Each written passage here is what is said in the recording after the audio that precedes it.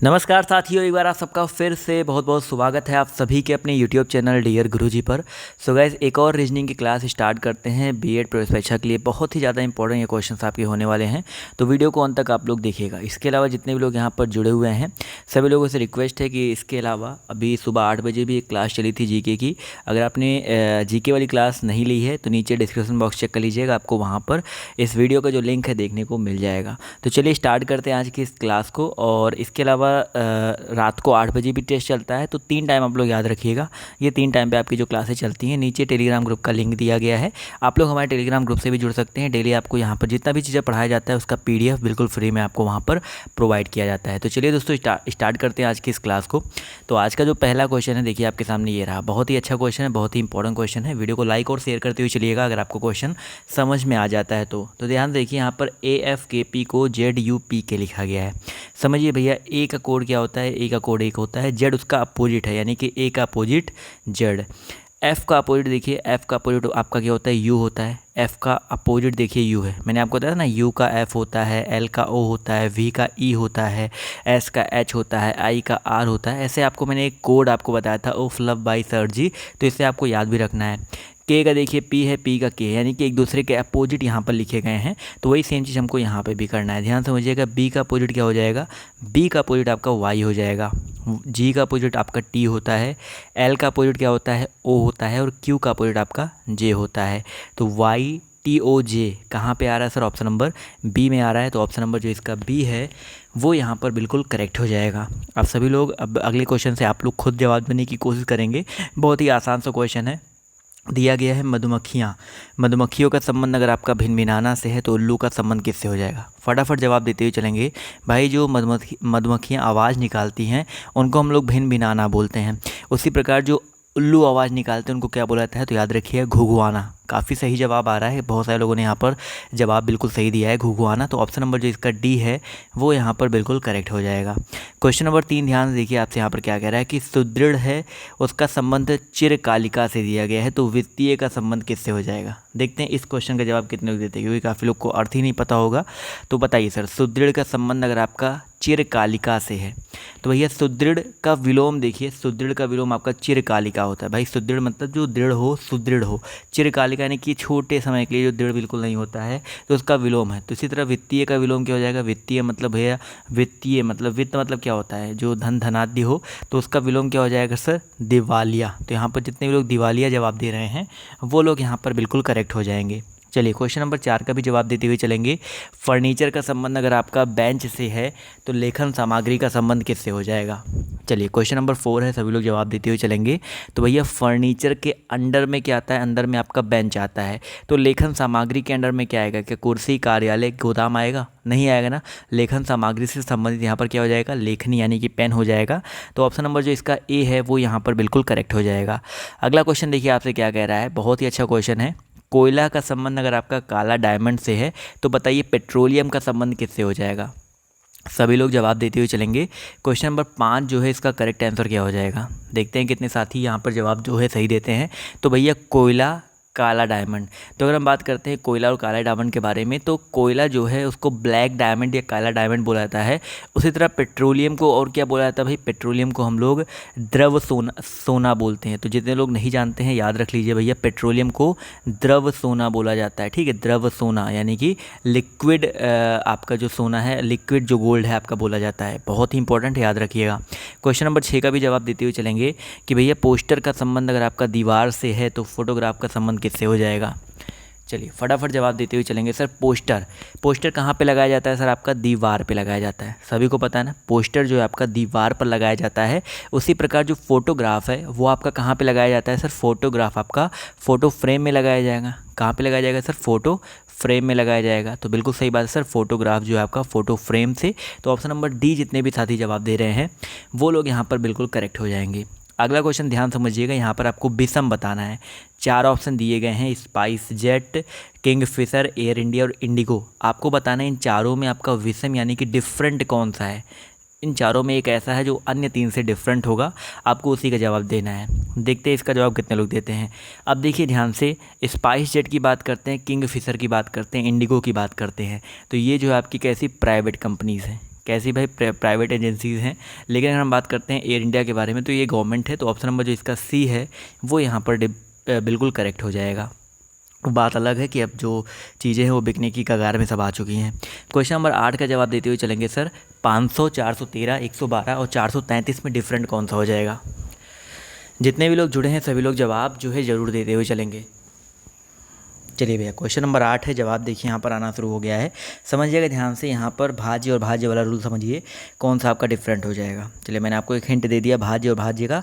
तो यहाँ पर देखा जाए 500 ये एक आपका एक भाज्य संख्या है, किसी ना किसी से कटेगा ही कटेगा। 112 भी देखिए 2 से कट जाएगा, इसके अलावा 2 से कट जाएगा, ठीक है।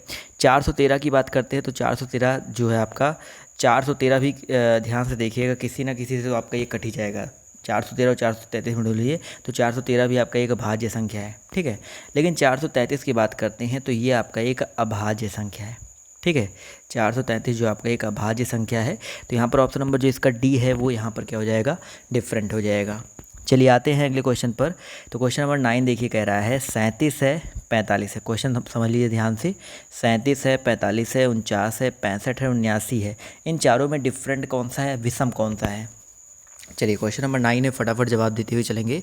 तो यहाँ पर अगर देखा जाए तो भैया 37, 45, 49, 65 और 79 में एक आपका जो 49 दिया गया है, 49 जो है आपका एक पूर्ण वर्ग संख्या है, यानी कि ये 7 का स्क्वायर होता है। क्या होता है भाई? 7 का स्क्वायर होता है। लेकिन और यहाँ पर कोई भी किसी के स्क्वायर नहीं है, तो ऑप्शन नंबर जो इसका सी है 49 वो यहाँ पर बिल्कुल करेक्ट हो जाएगा। अगला क्वेश्चन देखिए आपसे क्या कह रहा है। क्वेश्चन नंबर 10, ध्यान से समझिएगा। हिंदू धर्म है, साम्यवाद है, बौद्ध धर्म है और जैन धर्म है। तो आपको यहाँ पे बताना है डिफरेंट कौन सा हो जाएगा। हिंदू धर्म, साम्यवाद, बौद्ध धर्म और जैन धर्म, इन चारों में आपका जो डिफरेंट है वो आपका कौन सा हो जाएगा? फटाफट जवाब देते हुए चलेंगे। तो आप सभी को पता है यहाँ पर हिंदू धर्म, बौद्ध धर्म और जैन धर्म ये धर्म है, लेकिन साम्यवाद कोई धर्म नहीं होता है, कोई रिलीजन नहीं होता है। तो यहाँ पर जितने भी लोग ऑप्शन नंबर बी जवाब दे रहे हैं वो लोग यहाँ पर बिल्कुल करेक्ट हो जाएंगे। चलिए क्वेश्चन नंबर 11 का भी जवाब देते हुए चलेंगे। हाथी, शेर, बाघ और रीछ में डिफरेंट कौन सा हो जाएगा? बहुत ही अच्छा क्वेश्चन है। क्वेश्चन नंबर 11 सभी लोग जवाब देते हुए चलेंगे। हाथी है, बाघ है, शेर है और रीछ है, यहाँ पर आपका डिफरेंट जो है आपका कौन सा हो जाएगा? क्वेश्चन नंबर 11 जवाब देखिए यहाँ पर आना शुरू हो गया। तो भैया 11 में अगर देखा जाए तो जितने भी साथी जवाब दे रहे हैं ऑप्शन नंबर ए, हाथी, बिल्कुल सही बात सर। जो आपका हाथी है ये आपका डिफरेंट हो जाएगा, क्योंकि हाथी आपका एक शाकाहारी जीव है। क्या भाई? आपका एक शाकाहारी जीव है, जबकि शेर, बाघ, रीछ ये सारे के सारे आपके मांसाहारी होते हैं। चलिए बहुत ही अच्छी बात है। क्वेश्चन नंबर 12 की तरफ बढ़ेंगे। तो 12 नंबर क्वेश्चन देखिए आपसे यहाँ पर क्या कह रहा है कि लक्षद्वीप, आंध्र प्रदेश, तमिलनाडु और केरल में आपका डिफरेंट कौन सा है? चलिए ये तो बहुत आसान सा क्वेश्चन है, सभी लोग जवाब दे देंगे। यहाँ पर लक्षद्वीप, तमिलनाडु, केरल और आंध्र प्रदेश, यहाँ पर आपका डिफरेंट कौन सा हो जाएगा? आप सिंपल सा आपका यहाँ पर लॉजिक लगाइए कि तमिलनाडु, केरल और आंध्र प्रदेश जो हैं ये बेसिकली आपके भारत के एक सामान्य प्रदेश हैं। लेकिन अगर हम बात करते हैं लक्षद्वीप के बारे में, तो लक्षद्वीप जो आपका एक क्या है? केंद्र शासित प्रदेश है। क्या भाई? आपका एक केंद्र शासित प्रदेश है, तो इसलिए ऑप्शन नंबर जो इसका ए, लक्षद्वीप है, ये आपका डिफरेंट हो जाएगा। क्वेश्चन नंबर 13 ध्यान समझिएगा। कॉलेज है, किंडरगार्टन है, इसके अलावा स्कूल है और शिक्षा है, तो यहाँ पर आपका डिफरेंट क्या हो जाएगा? ये तो बहुत आसान सा क्वेश्चन है, फटाफट जवाब देते हुए चलेंगे। तो आप सभी को पता है कॉलेज में, स्कूल में, किंडरगार्टन में आप लोग शिक्षा ग्रहण करने जाते हो, तो शिक्षा आपका एक अलग चीज़ है और यहाँ पर आप लोग शिक्षा ग्रहण करते हैं, इसलिए ऑप्शन नंबर जो इसका डी है वो यहाँ पर क्या हो जाएगा? डिफरेंट हो जाएगा। एक और क्वेश्चन आपका विषम से ही है, क्वेश्चन ध्यान समझिएगा। 73 है और आपका 61 है। 73, 61, 42, 29, 57, 69, 47, 59, यहाँ पर आपका डिफरेंट कौन सा हो जाएगा? क्वेश्चन को समझिए और आराम से जवाब देते हुए चलिए। इन तरह के क्वेश्चन में सबसे पहले हम लोग डिफरेंट देख लेते हैं, किस में कितने का डिफरेंट है, तभी आपका आंसर जो है आराम से आ सकता है। तो 71 और 61, 73 और 61 में अगर देखा जाए तो कितने का डिफरेंस सर? 3, 1 में से 1 या 2, यानी कि 12 का डिफरेंट है। 57 और 69 में देखा जाए तो 7 और 9, यानी कि यहाँ पर भी देखा जाए तो कितने का डिफरेंस सर? 57 और 69 में देखा जाए तो 9 में 7 या 2, यहाँ पर भी 12 का डिफरेंट है। यहाँ पर एक चीज़ समझिए कि यहाँ पर -12 हुआ था, यहाँ पर +12 हुआ था। चलिए इसका भी ध्यान देना है। 47 और 59 में देखा जाए तो 7 और 9, 9 में 7 या तो यहाँ पर भी देखिए +12 हुआ है। और 42 और 29 में देखा जाए तो इसमें +12, इसमें +12, इसमें -12।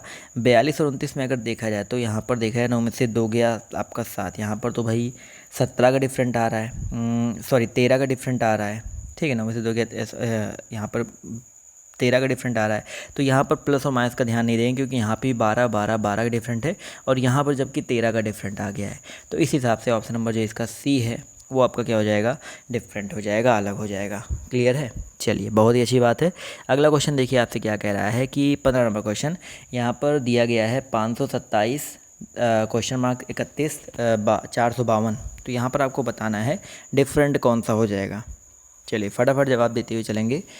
यहाँ पर डिफरेंट जो है आपका कौन सा हो जाएगा, मतलब डिफरेंट यहाँ पर नहीं, माफ़ कीजिएगा, यहाँ पर क्वेश्चन मार्क आपको बताना है क्वेश्चन मार्क के प्लेस पे कौन सा आएगा। आप समझिए, देखिए यहाँ पर आपकी जो सीरीज चल रही है वर्टिकल वाली चल रही है, यानी कि 7 1 2 मिलके आपका 13 हो रहा है।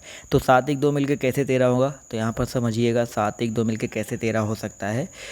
7 और 2 का गुणा करो कितना हो जाएगा, यानी कि पहले और आखिरी नंबर का गुणा करो, 7 दूनी 14, उसमें से ये बीच वाला नंबर घटा दो, -1 करेंगे कितना हो जाएगा, 13 हो जाएगा। क्या इस पर भी काम कर रहा है, 2 गुणे 5 करो, 2 गुणे 5 करो और बीच वाला नंबर 3 है इसको घटा दो, कितना आ जाएगा सर, 2 पंचे 10 में से 3 के 7, बिल्कुल वर्क कर रहा है। वही सेम चीज़ यहाँ भी करेंगे, तो 5 चौका कितना हो जाएगा 20। अब 20 में से क्या घटाएंगे कि 15 आ जाएगा। भाई 20 में से 5 घटाने पे आपका कितना आता है, 15, यानी कि इस क्वेश्चन मार्क के प्लेस पे क्या आना चाहिए सर, 5 आना चाहिए। तो यहाँ पर ऑप्शन नंबर जो इसका बी है वो यहाँ पर बिल्कुल करेक्ट हो जाएगा। क्लियर सभी को, यस और नो? फटाफट जवाब देते हुए चलेंगे सर, सभी को क्लियर हो गया ना? चलिए, बहुत ही अच्छी बात है। अगला क्वेश्चन देखिए आपसे यहाँ पर क्या कह रहा है, ध्यान से समझिएगा।